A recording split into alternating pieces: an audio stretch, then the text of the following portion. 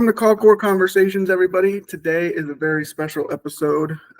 We have Adam Young, CEO, founder of Ringba, as well as best-selling author of Paper Call Revolution. A lot of people in our space, 99% of the people in our space, have heard of your company, have worked with your company, most everybody. But for the ones that don't, that will be seeing this, tell us a little bit about yourself. Tell us a little bit about Ringba, what you guys do. Sure. So Ringba is a call tracking platform that's specifically designed for performance marketing. And we service 4 different types of customers: people who sell calls, people who buy calls, people who trade calls, and people who are marketers. That might be a marketer for a big company or a small company or an agency that needs to track their media spend and figure out what's driving consumer-initiated inbound calls. And then my background goes way back. I've been in the affiliate marketing and performance marketing space for over 20 years now. I started as an affiliate in my parents' basement, and then eventually wanted to build technology that provides opportunities and a platform for people to grow their own businesses in the space. Awesome. When you started Ringba, what were some of the initial challenges you guys had? How did you overcome them? I got to imagine building, we run a call center service, consulting service, and those come with their own set of problems. But I know that software companies is a whole different set. I mean, any problem you could imagine, we probably faced it. Building a software company is a grueling process. Finding the people who can actually build what you want to build is a challenge. Getting people to use your software when it hasn't achieved critical mass yet is also a problem. We face significant challenges with convincing people that we were going to be around for a really long time. And with a service like ours, and where we're powering people's businesses, that level of trust is really, really important. And so it took years to get traction and to prove ourselves in the market. But we faced all kinds of challenges, just like any other business would. How are we going to fund the business? How are we going to find the talent we need? How are we going to, grow a customer service department that actually understands what our clients do? How are we going to overcome technical challenges and compete with companies that have hundreds of millions of dollars in funding? It was a really trying process, and it's still super challenging today. But just like any other company, we fought for years, and whatever we didn't have in resources or talent, we made up for in just hard work. Yeah. At the beginning, was the goal to make it as big as it is now, or were you just looking at getting something off the ground? In your book, you talk about being in the pay-per call space and finally just getting tired of the revolving door of you never know if the campaign you're working today is going to be here tomorrow. Was the goal to make it something big initially, or just something that was sustainable and profitable? Always something big. And I think setting your targets high is really, really important when you start a business. And if you're going to do something, you need to focus on being excellent at it. And the only real way to do that in business is to set your goals really, really high. And I think that we've just barely gotten started. And so when you say Ringba is big, I appreciate that as a compliment. But man, we are nowhere near where we need to be or at the scale we want to achieve. And we constantly push that bar higher and higher and higher. And the farther we get, the more that I realize we have even farther to go. So it's always been on my mind how to build a massive business. And it's something we talk about regularly, and it's something we focus on. And then we also try and figure out how to do it faster. Yeah, I think CallCore, we've been open for 12 years, and we're just kind of now reaching the critical point of we know we can do more, but it's always been this homegrown thing, right? It was everybody here was hired from within. So it's a lot of training that comes with that. And we're now reaching this point where it's okay, we're ready to scale. For businesses like that maybe started to just be, which was what CallCore was, to be just a profitable, sustainable business. Now we're going into we want to scale and make something of ourselves. What would be 3 or 4 things that you think people should focus on when you're thinking of growing something large? It's easy to make something, well, easy. It's maybe not the case, but it's easier to make something profitable. It's harder to make something that you're going to invest the money back into to scale it outward. So what would some tips for that be? First and foremost, I think leaders and entrepreneurs need to get comfortable hiring people that are better than them at everything they do. And so my goal when I look at recruiting, especially now, is how do I find people who are better than me at what they do? And then to take a step back, to give up control, and to let them deliver the results that you hired them to deliver. And that's a real challenge for a lot of entrepreneurs. And as a business scales, you're not in the weeds so much. Like at the beginning, I was in the code. I helped write language files, and I helped with Amazon, and I did sales, and I did marketing, and I did everything, right? Like that's the beginning. But today I try to stay out of those day-to-day activities and to bring on people who are much better than me at those things, and then to learn from them and let them do their thing. And I think once you hit a certain scale, unless you're willing to do that, it becomes very hard to build a business that will grow itself. Mm-hmm. And at Ringba, I mean, sure, I'm the CEO and founder, but I mean, the business grows because of the team we have, and that team builds whether I show up for work or not. And I do every day, but, like that's my greatest accomplishment with Ringba, is assembling our team. And that's what I spend a lot of my time thinking about, is who we need and how we get to the future.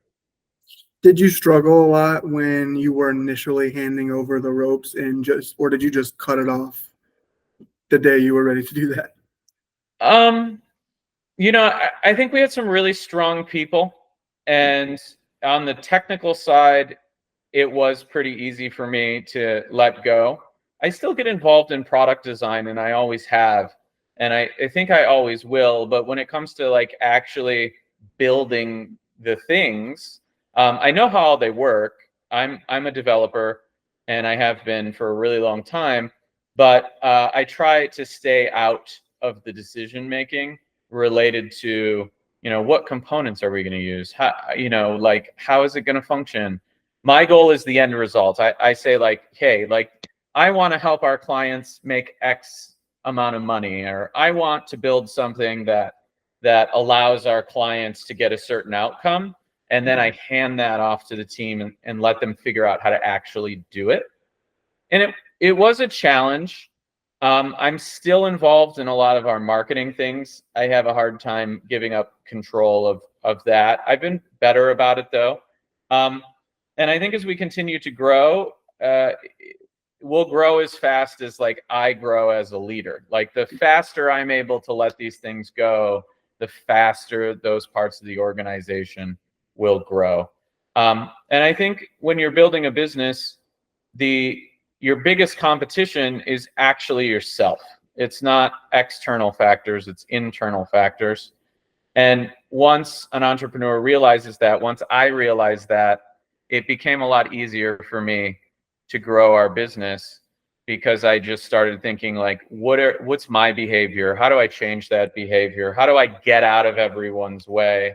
And if you have great people who are smart and they love what they do and they want to do a great job, you need to get out of their way and empower them. And the moment you do that is the moment you start to get much better results.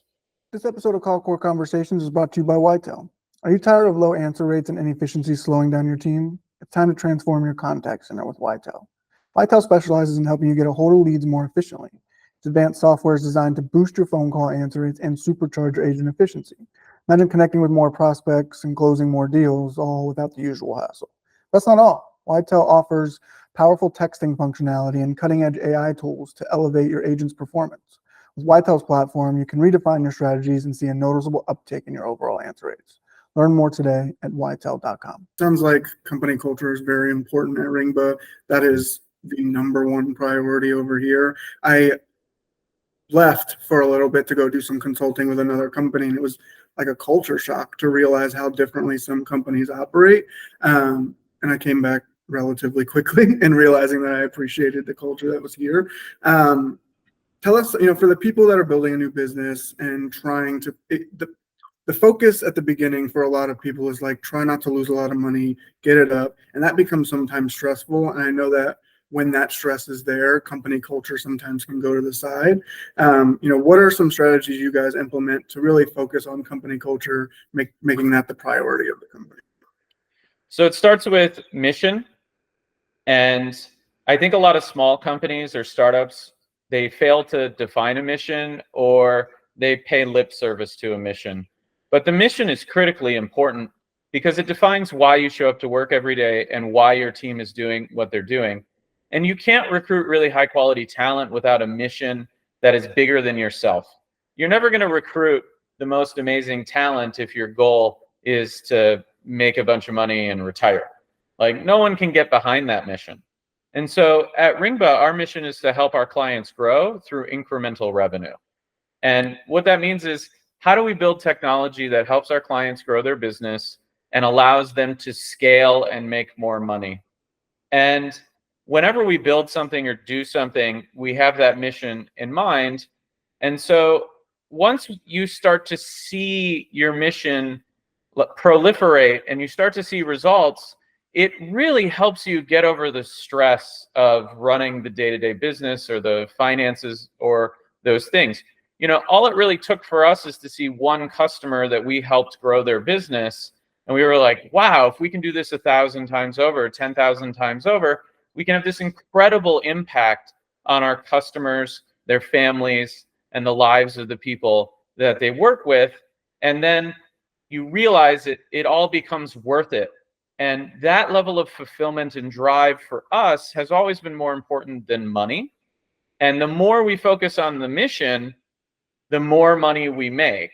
And so it's interesting that way. As you let go of control, the business will grow. As you let go of, hey, we're doing this for money, and you do it for a reason that's beyond yourself, the business will grow. You actually will make more money.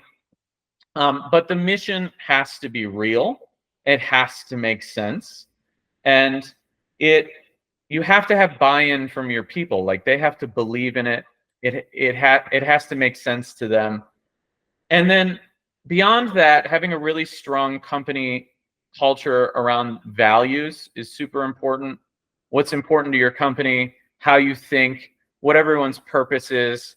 And my goal, and I've been working on this a lot lately, is to define all these things in such a way that they're easy to understand and that people will make decisions the way I want them to make decisions without ever talking to me. And if that's the case, and you hire smart people and they believe in the mission and they have strong values, whether you're big or you're small, they'll make decisions the way you want them to, and the business will grow itself. And I think most entrepreneurs don't focus on this at the beginning because they're like, we need to make money. We need to make money. Yes. And that's true, right? Like, without money, you can't grow the business. But from day one, you can define these things and rally a team around it on a mission. And then it becomes like people working towards a cause. And that really changes how people think and work and how productive they are. It truly makes a difference. Yeah, I think you kind of have a couple types of people if you don't set that culture. You have the people that are coming to work because they have to come to work and they have to pay bills. And then you get a group like your group, like our group, who is completely invested in the success of the company, which is a game changer. Clint, our owner, as I was coming up, it was this very kind of cornered process. And at some point he just said, here's everything. Here's the books. Here's what we do. Here's how we're spending money. Like, if I want you to do this, here's how we're going to do it as a team. Everything is in the open for you guys to do that. And that mindset has taken us substantially farther than it being this very cornered process, which has been helpful. If you could rewind 8 years and give advice to yourself on day one of starting Ringba, what would be the advice you gave yourself? Don't build a software company.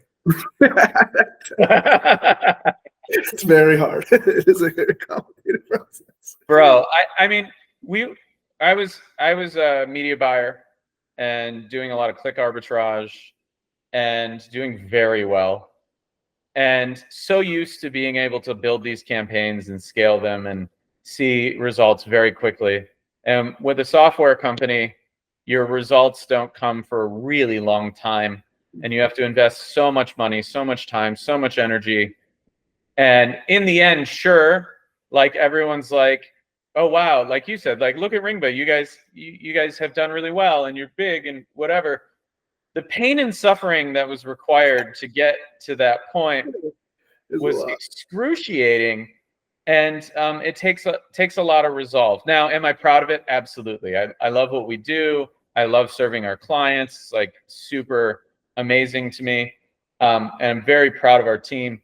But I would definitely do something easier, I think. I know the answer that you're looking for is like, what could I tell my younger self that would really make a difference in my progress? I think the answer to that is actually not a business.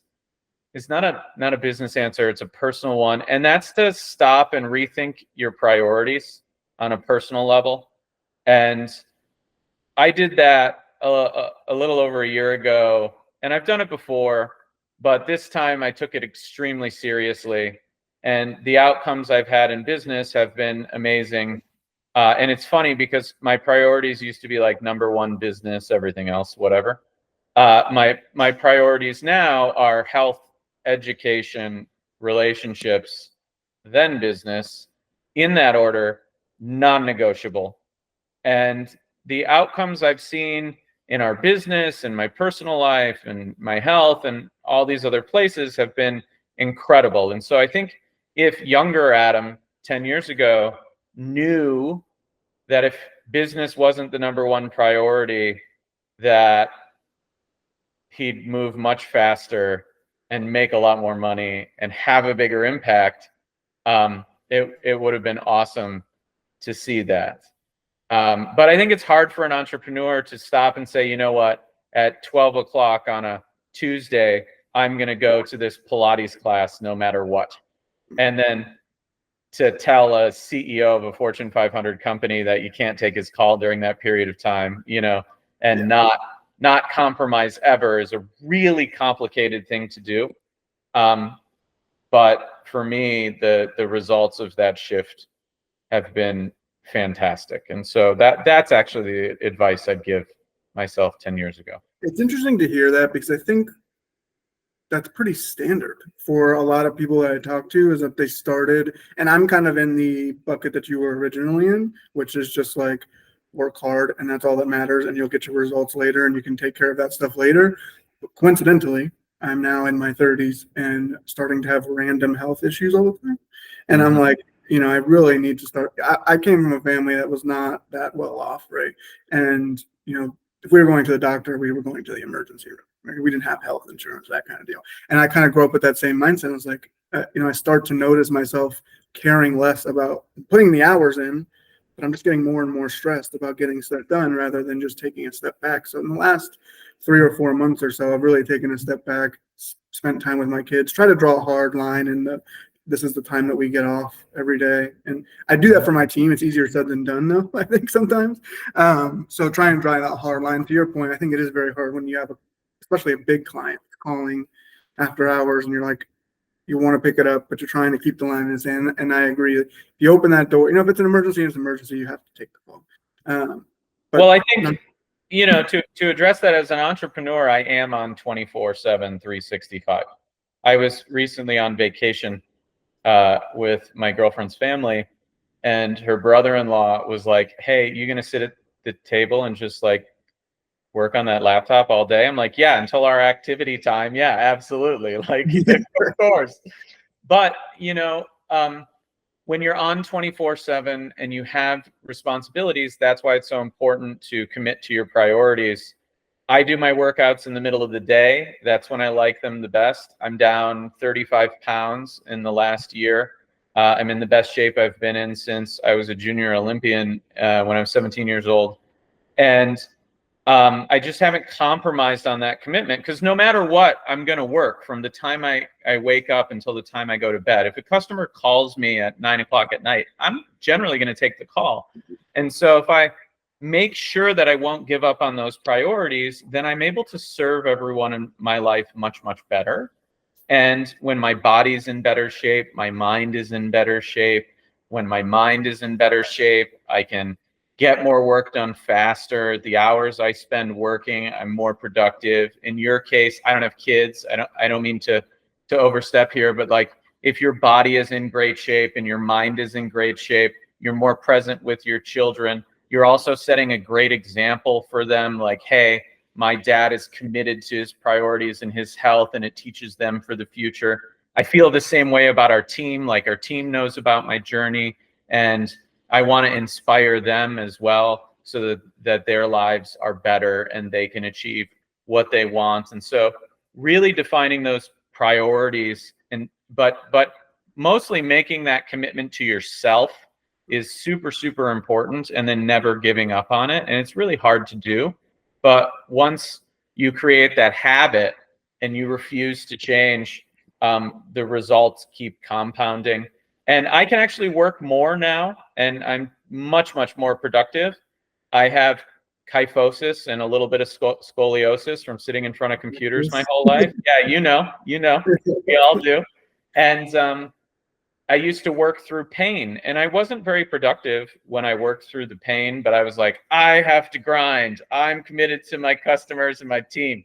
Yeah. And those hours I spent in pain, if I just would have had my priorities in a different order, I wouldn't have been able to accomplish that work in a third of the time without pain. And I would have had plenty of time to focus on my health, right? And so it's hard to get started and to do that. But once you get the routine in place and you commit, the outcomes are way better than I think most people can imagine.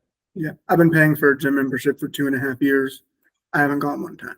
Oh, no. I'm paying for it to be like, and Clint and my CTO, John, keep bringing it up.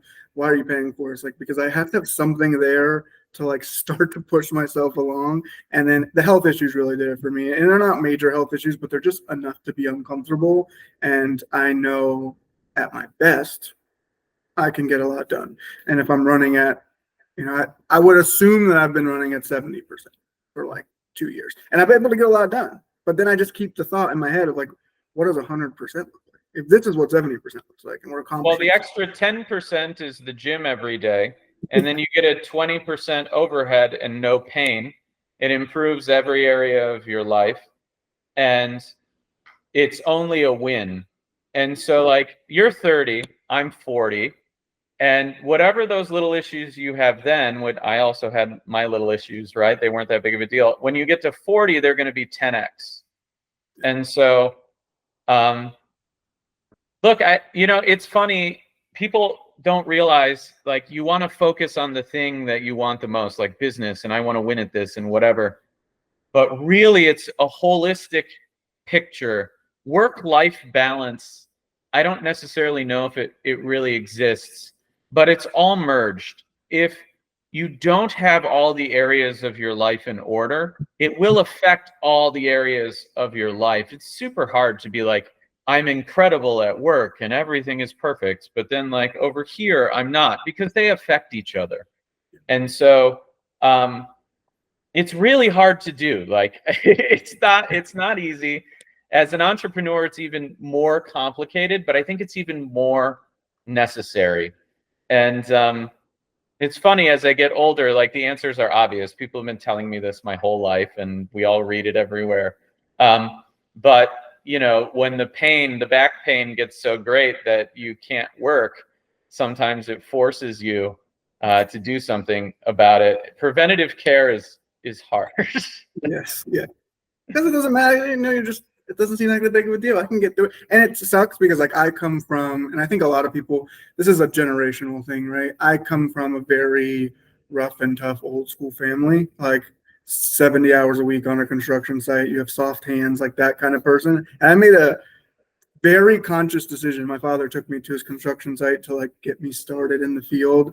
And within 2 hours of that day, I was like, this is not what I'm going to be doing. I can tell you, I'm the first person that went to college in my family, first business person. Everybody has done a trade or labor, which is great.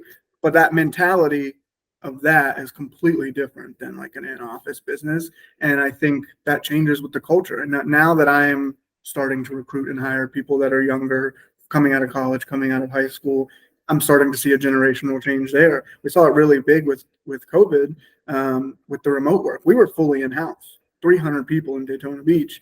And post-COVID, 90% of our staff is remote right now. We have a flexible deal where you can come in, you don't have to.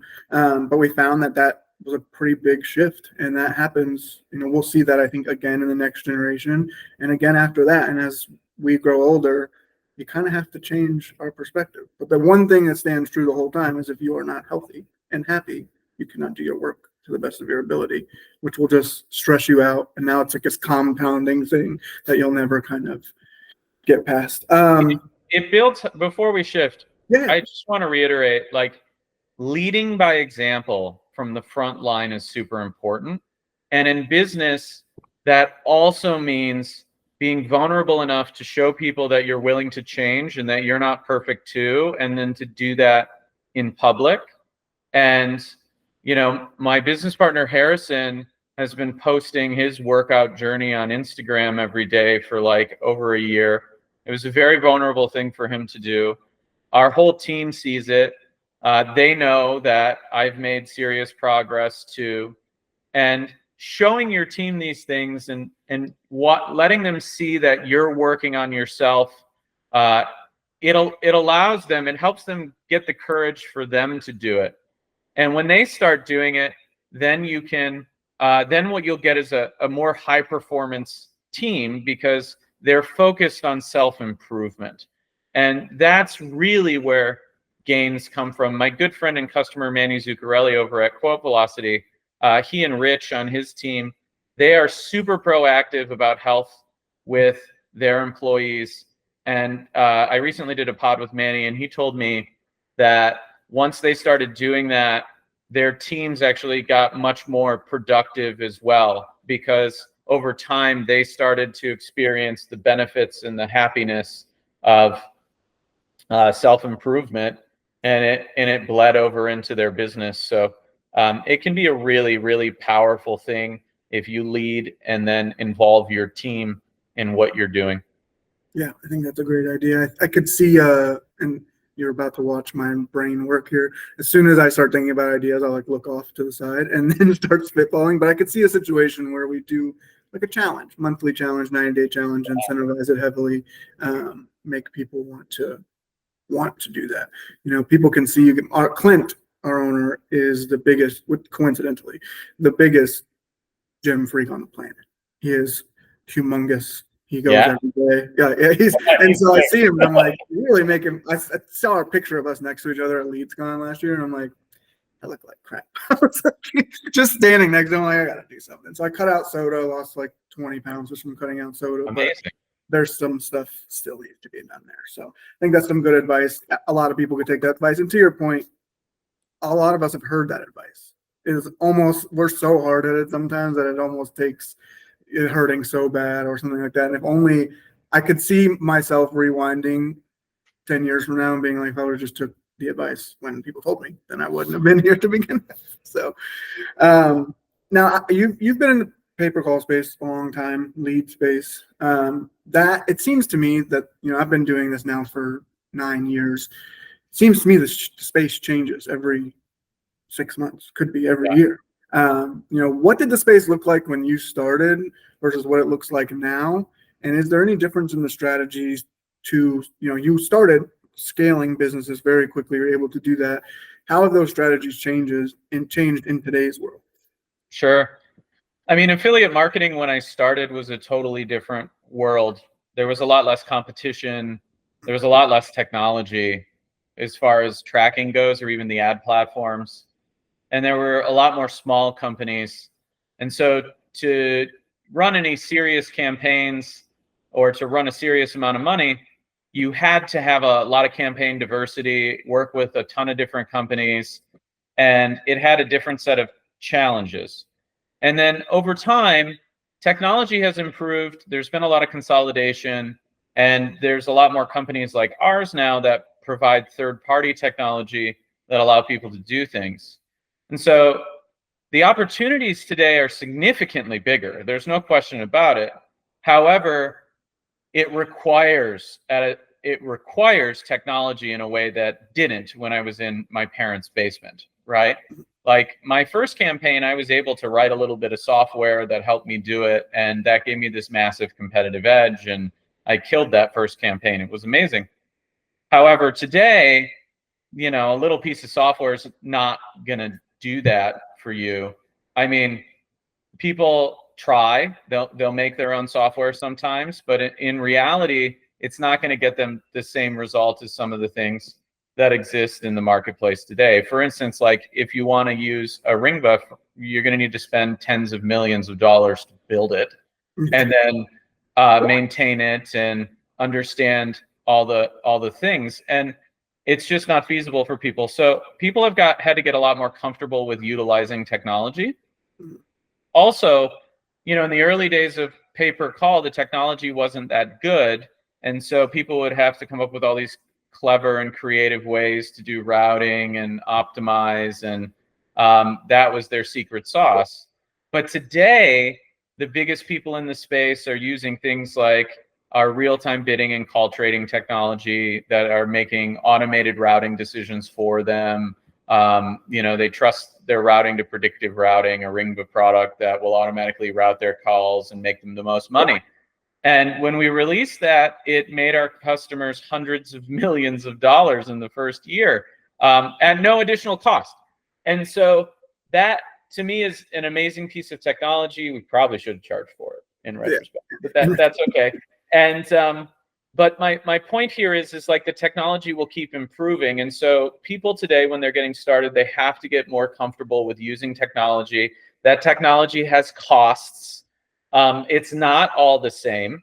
It's certainly not all the same, just like a Ferrari and a Honda are not the same.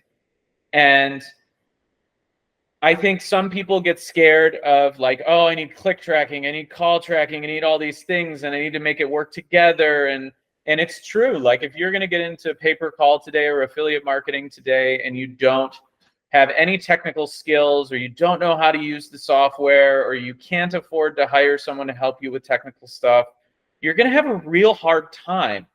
But if you can master the technology and get comfortable with these things, that's really how you win.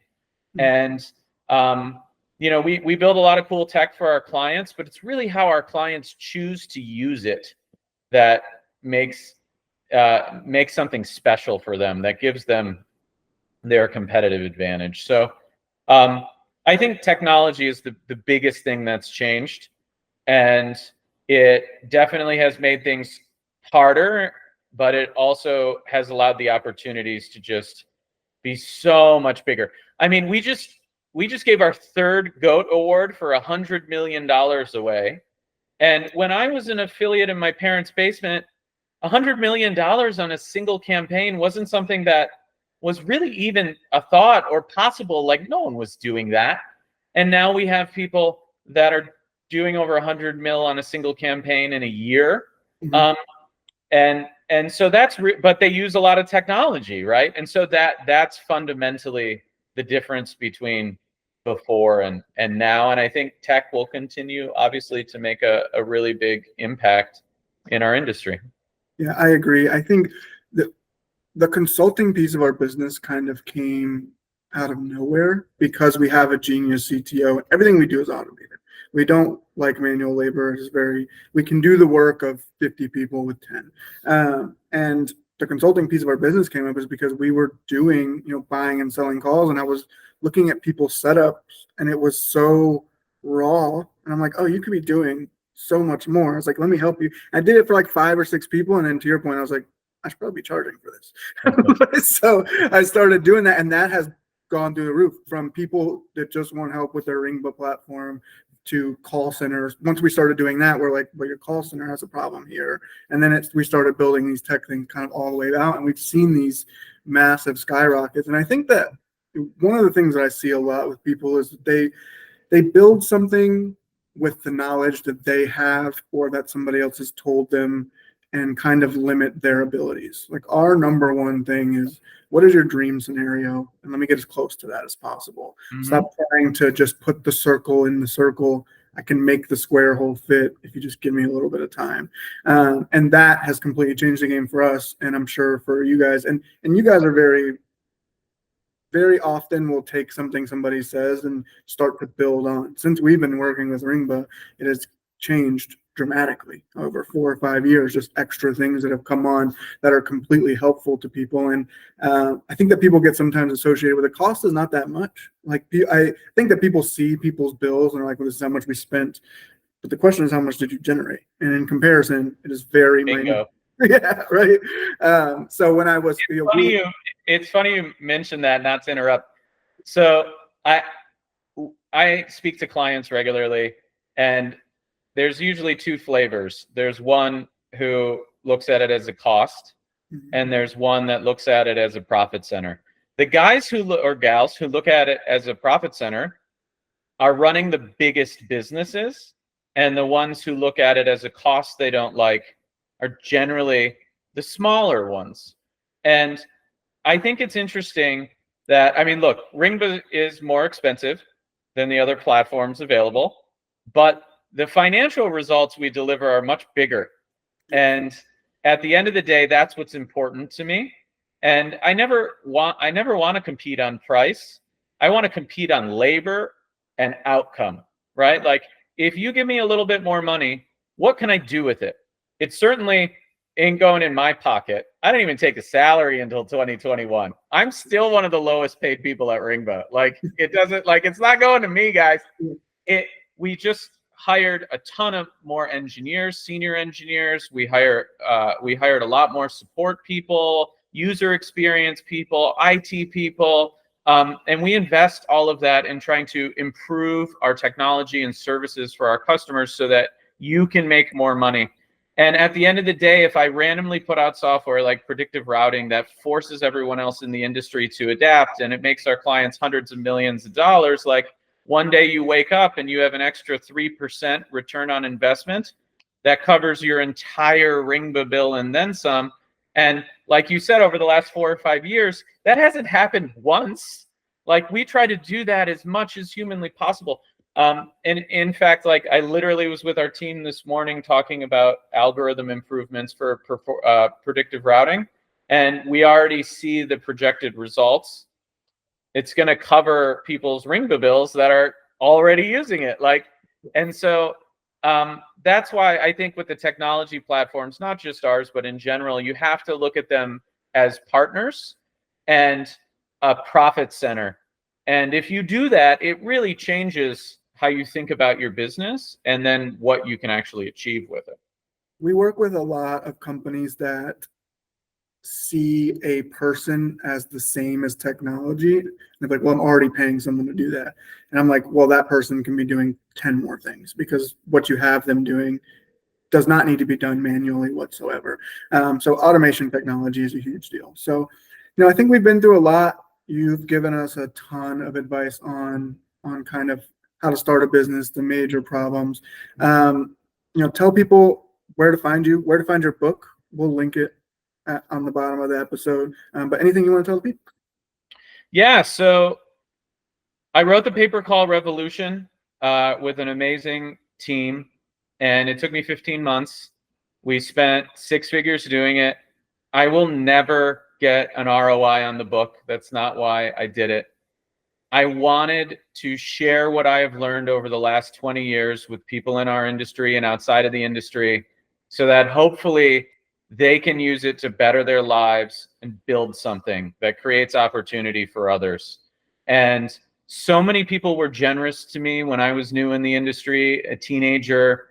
They helped me learn and grow and make money and helped me get out of my parents' basement and out of debt, which was really amazing. And I'm grateful for all those people that I met that helped me. And that's why I wrote the book. I want people to read it. I want them to build something. I want them to get better at what they do so that they can make more money, hire more people, do more for their families.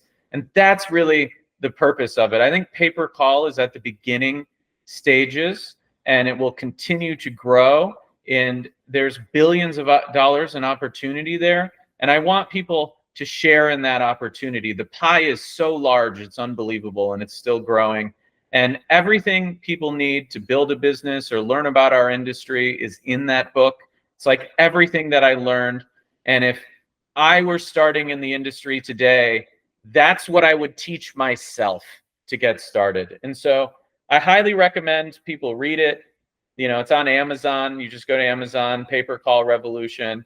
On Kindle, I think it's like $10, which in Miami can't even get you a coffee.